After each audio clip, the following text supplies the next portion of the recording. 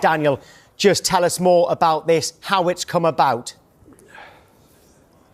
Yeah, I mean, Tom, just to recap that breaking news, Manchester United have sacked their head coach, Ruben Amorim, after 14 months in charge.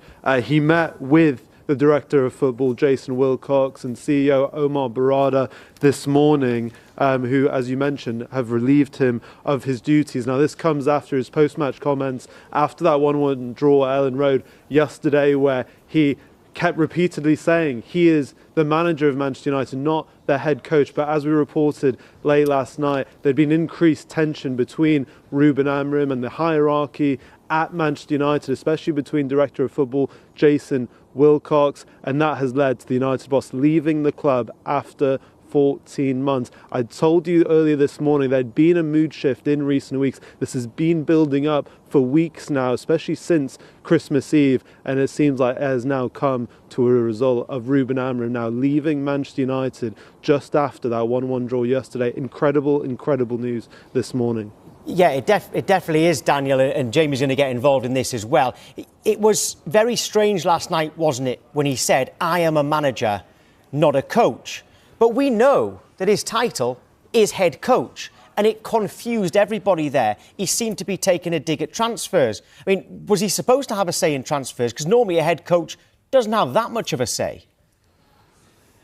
Yeah, Tom, I think there's two components to this. I think there's one that I think when he was referencing he's a manager, and he also referenced big names like Thomas Tuchel, Jose Mourinho, Antonio Conte. I think what he was saying there is he doesn't want to be dictated to like these big name managers in terms of their style of play. They will play however they want and deploy their teams however they want to win football games. And as we reported last night, a lot of this strained relationship between Amorim and the hierarchy had been about the tactical approach of the team this season. We know Amorim has always consistently been bullish about his 3-4-3 system. We've seen that tweaked in recent weeks against the likes of Bournemouth, that 4-4 draw at Old Trafford, the win against Newcastle. But then in the last two games, he reverted back to his 3-4-3 against Wolves, Leeds yesterday, two uninspiring performances.